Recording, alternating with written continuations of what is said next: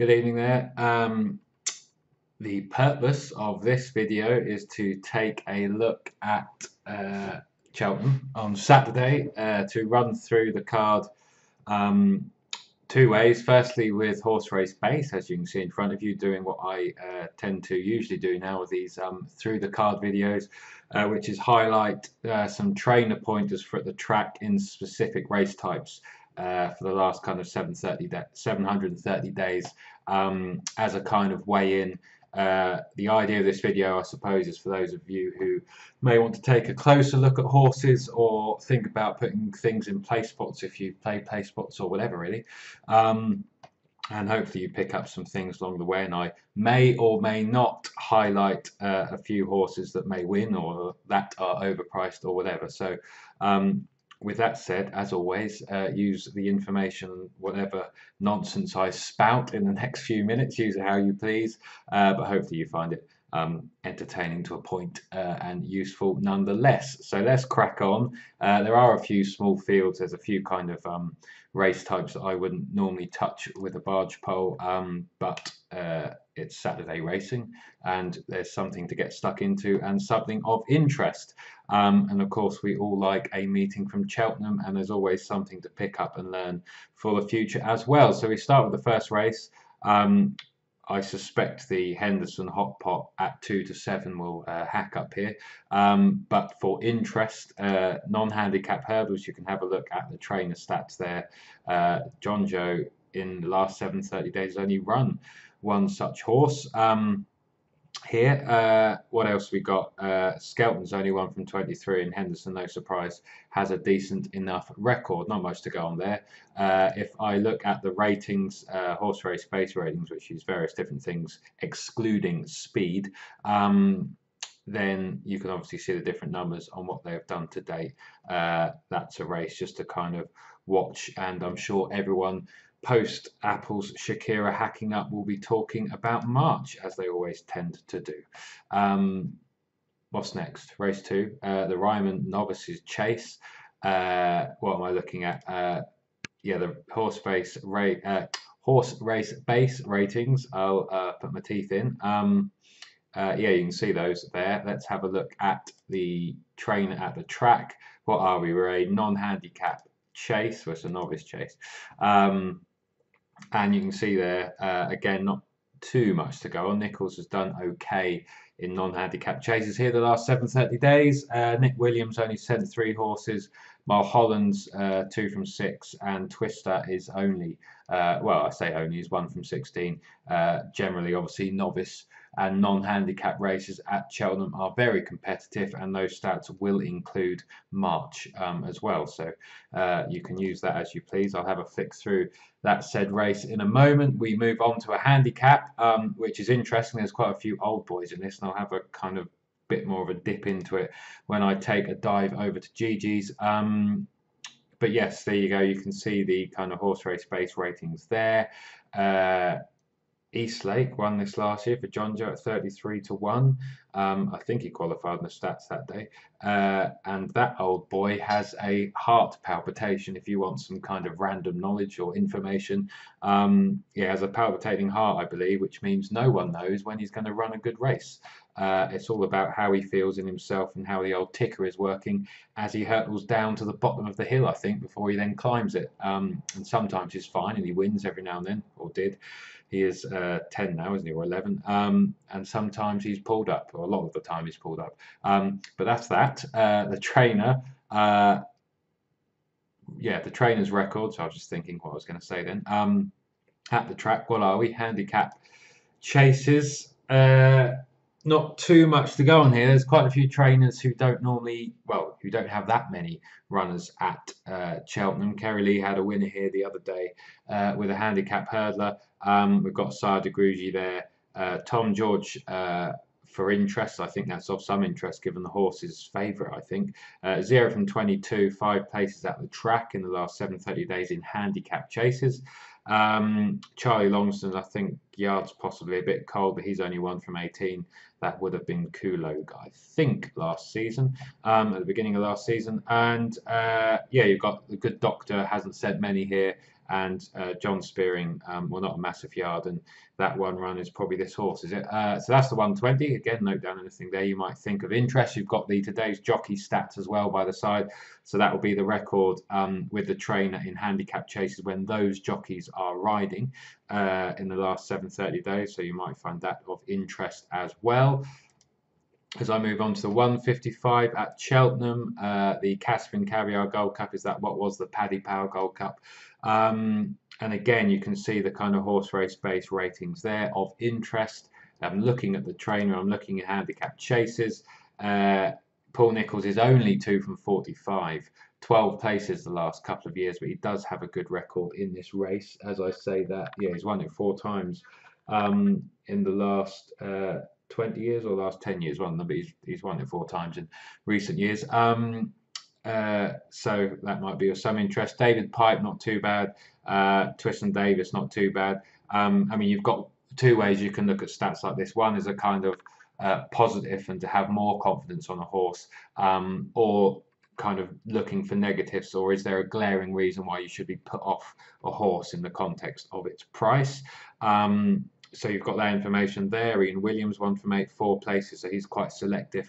Evan Williams, Twister again, and the other 2 haven't really sent many here. So you've got that. What am I ticking round to? 6 minutes 30 seconds. Here we've got a 5-runner novices hurdle, the Albert Bartlett novices hurdle. Again, you can use that information as you please. Most of these horses arrive here in form.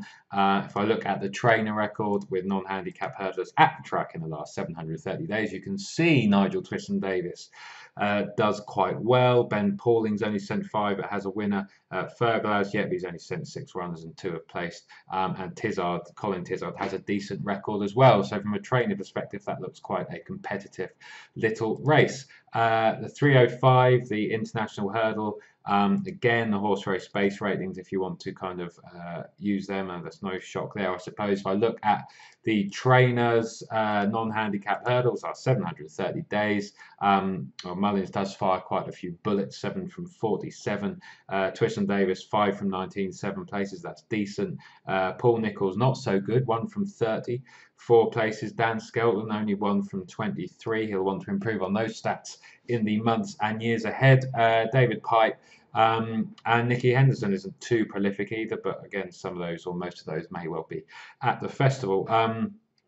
And my tent or yours, if you ever watch Nicky Henderson talk about him, I think he's actually genuinely in love with that horse, and you can't blame him. He does seem to have a twinkle in his eye when he talks about my tent.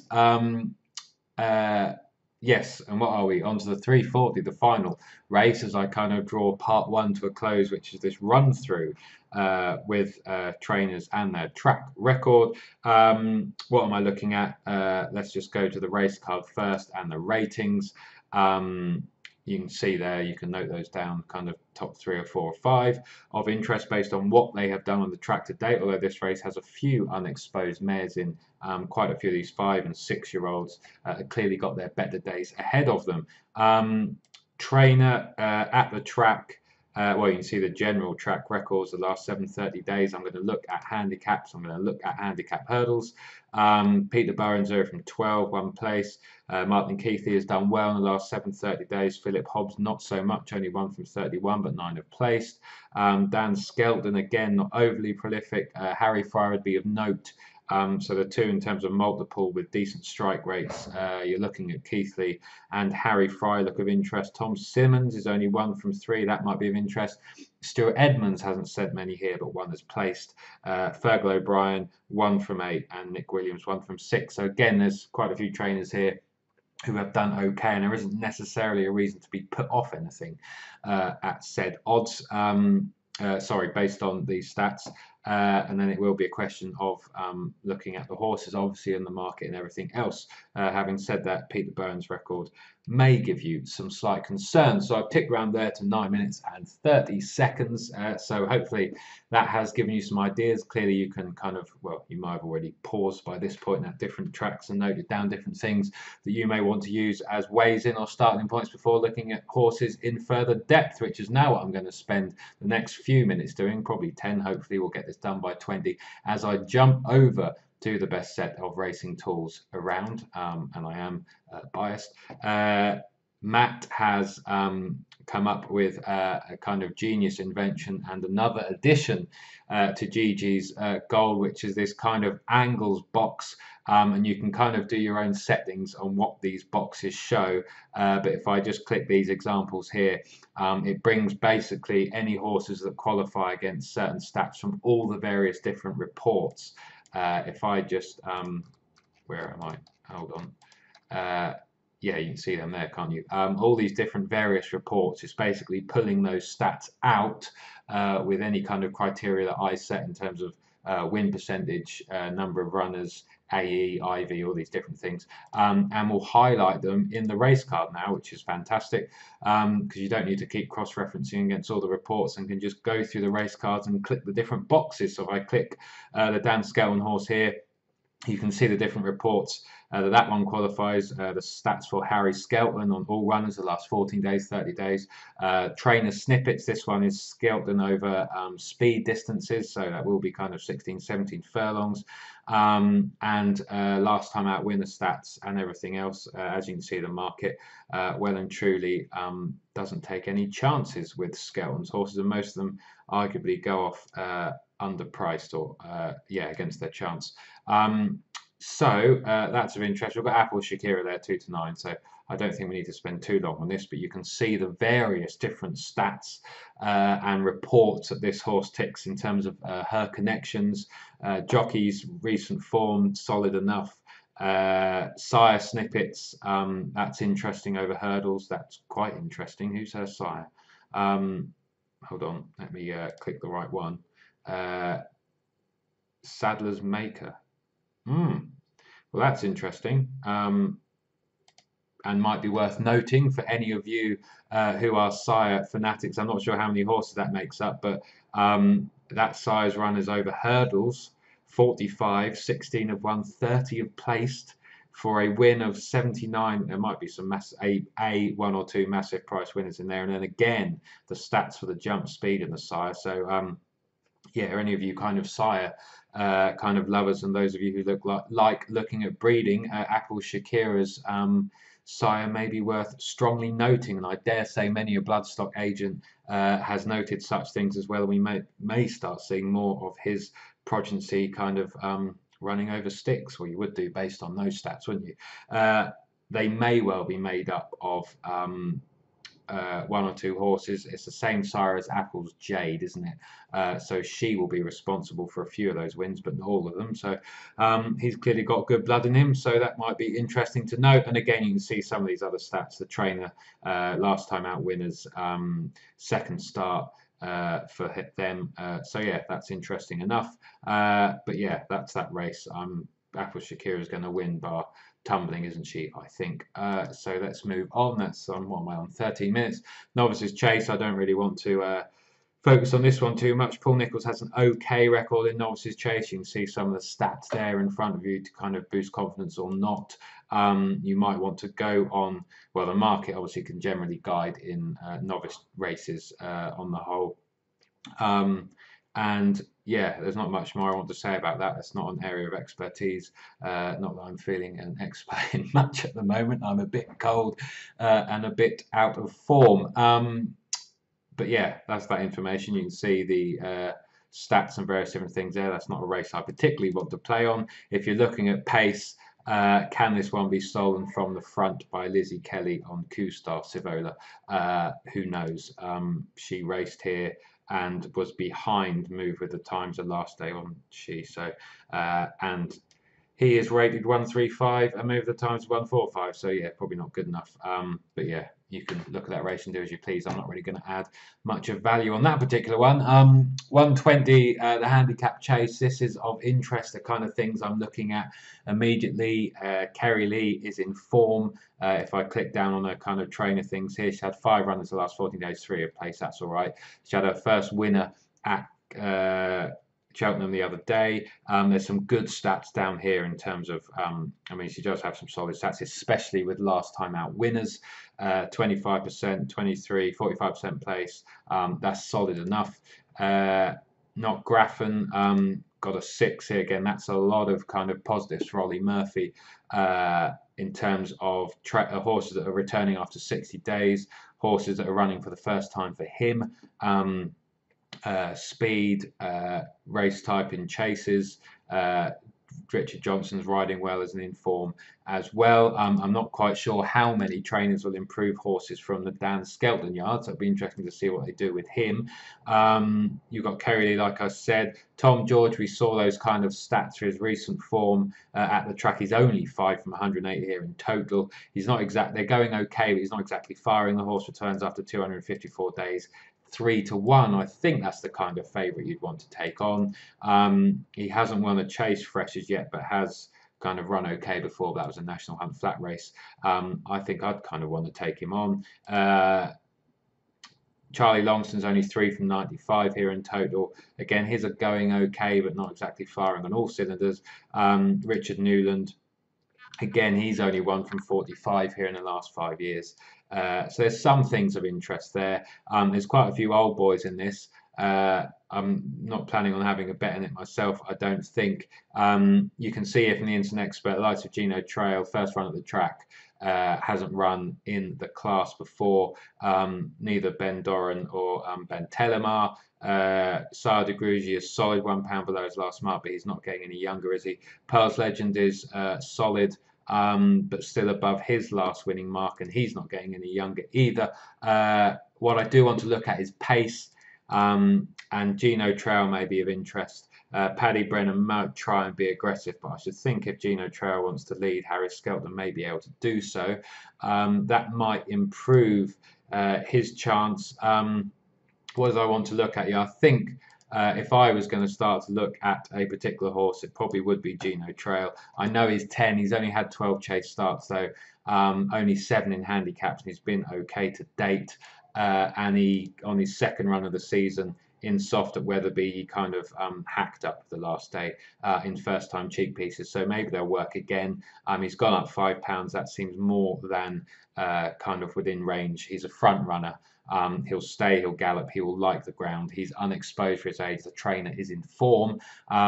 If you were at the track or wanted something for your place pot, I think at 10-3 you'd find worse bets. But again, it is arguably a competitive enough Cheltenham handicap, and I've got my fingers burnt already venturing under kind of 6-1. What a fool I am. So yeah, not much more I'm going to add on that. Hold on, that's my phone. Sorry, I'm resuming. Just had a phone call. Right, yes, where was I? Gino Trail, that's what I was talking about. Looks interesting. An unexposed 10-year-old.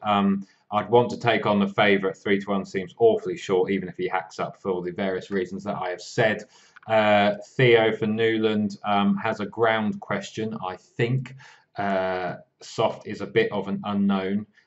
Possibly, yeah, a lot of his form looks like it's on good, but like I say, I'm not going into loads of depth. You can see there actually he has one on soft before over hurdles, but that might have just been a fluke, who knows.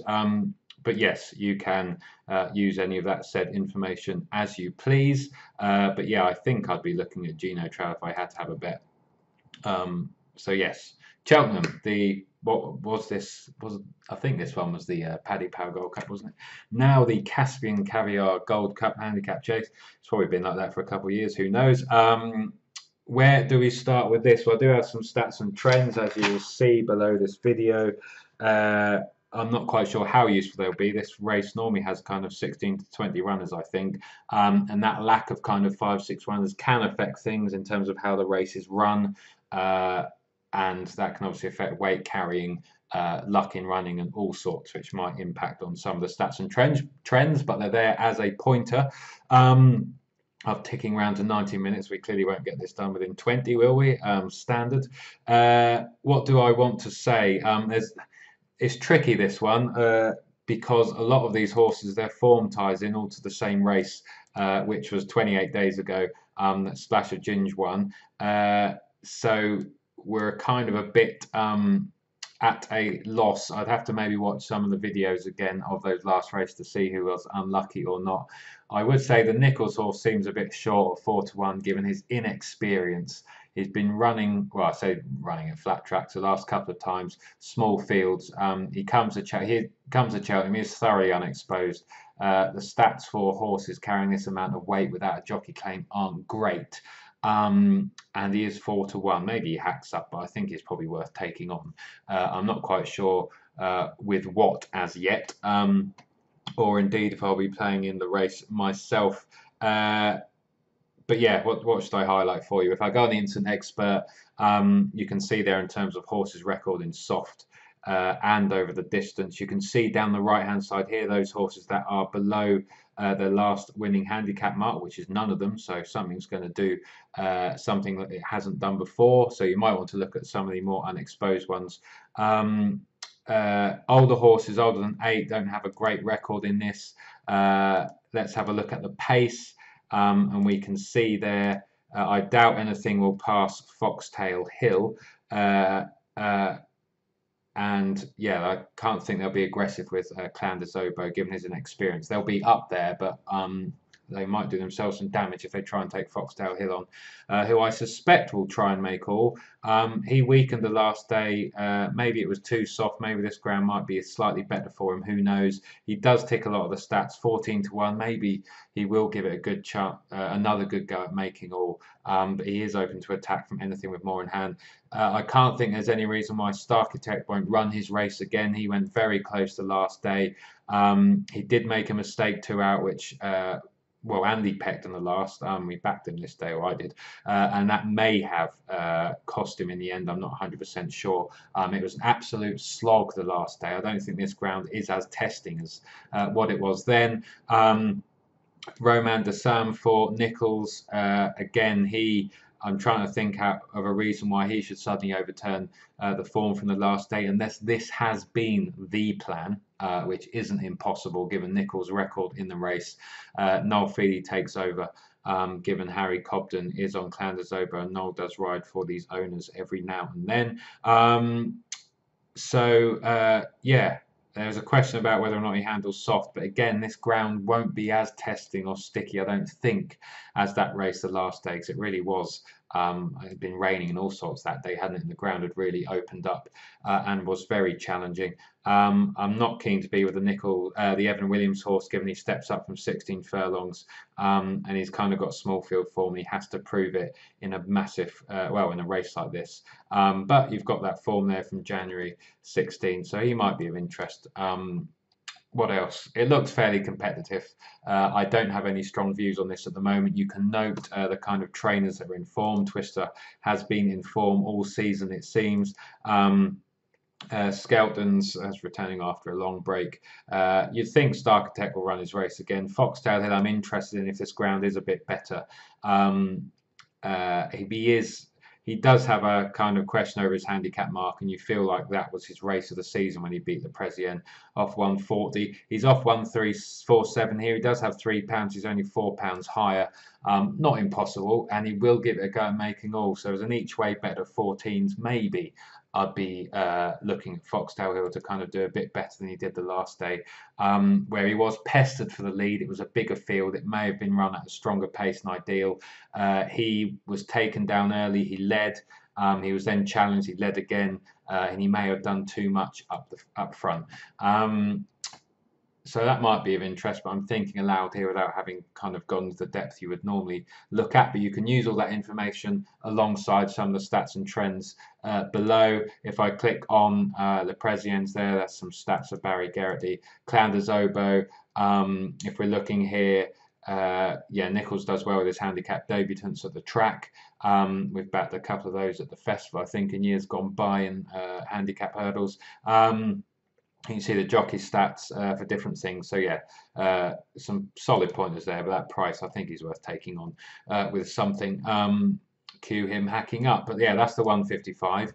Use that information and that below this video as you please. We've looked at pace. It should be Foxtail Hill and Starkitect at the front. Clan de Zobo probably not far behind those three. You never know, might have it between them all the way round.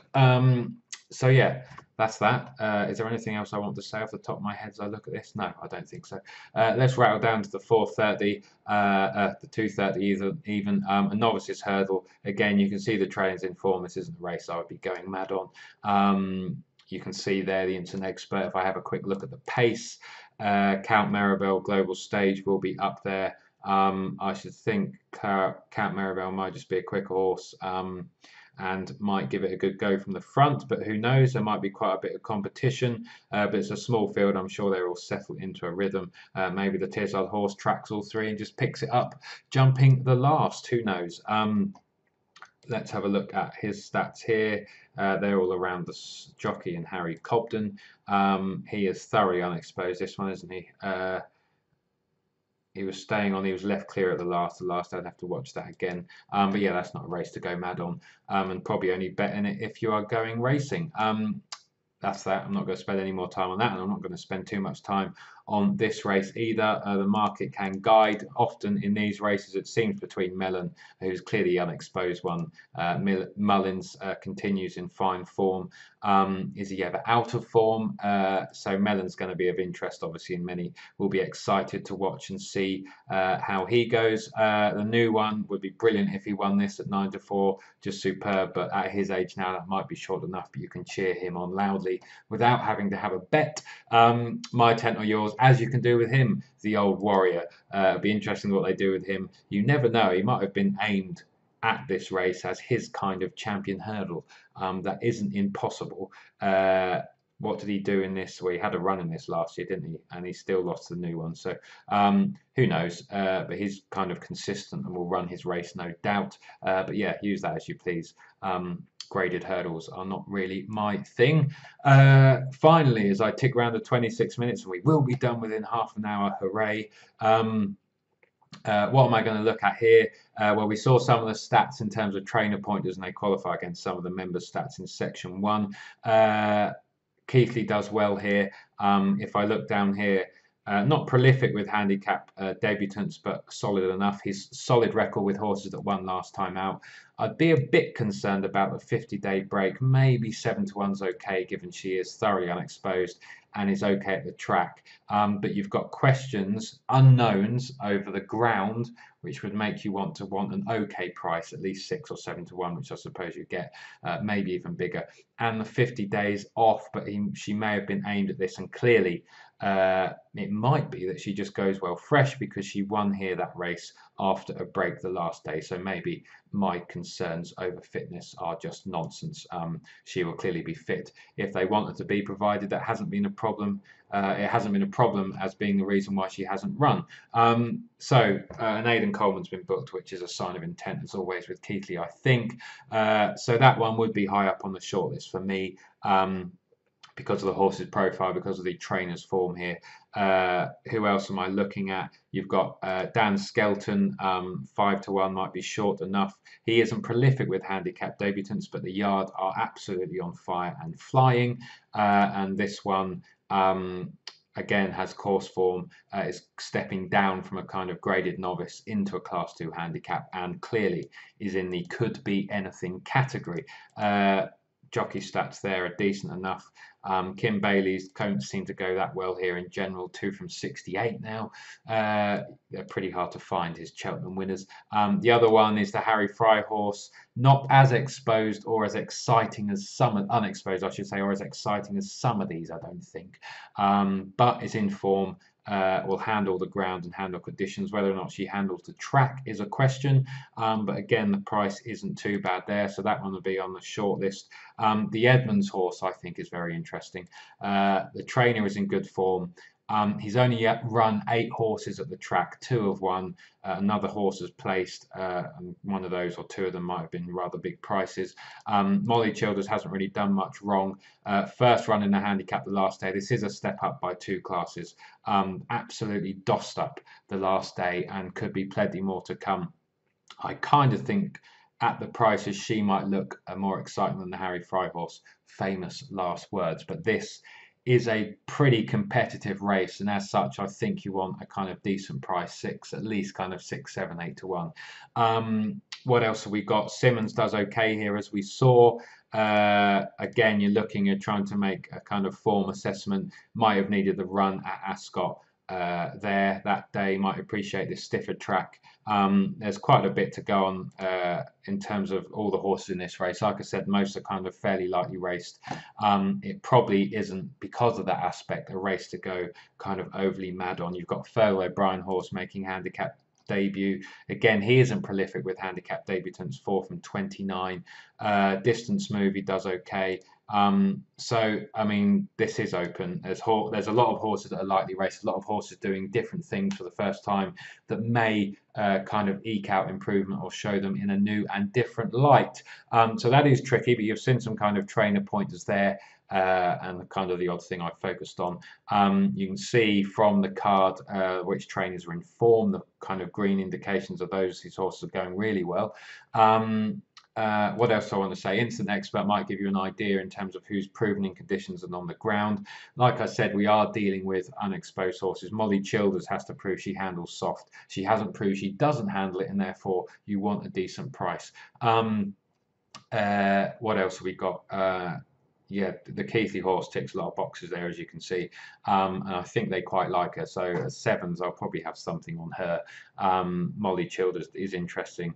I'm saying that because I know obviously she qualifies against the trainer stats as well in section 1 of the members post. What else am I just babbling on now? Highly likely. It's nearly 10 to 7. I should get on with my Friday evening. So that's that. Pace, that's what I should touch on finally, shouldn't I? Would be useful for you to note, absorb and use as you please. There's a few hold-up horses I wouldn't want to take on back the Venetia horse, given her kind of current problems at 11 to 2. She's not really firing, which makes any horse at single figure odds seem short enough at the moment. But her mother was a very, very good horse, and you never know, she might be a bit special. What have we got? Molly Childers will kind of be up there tracking the pace.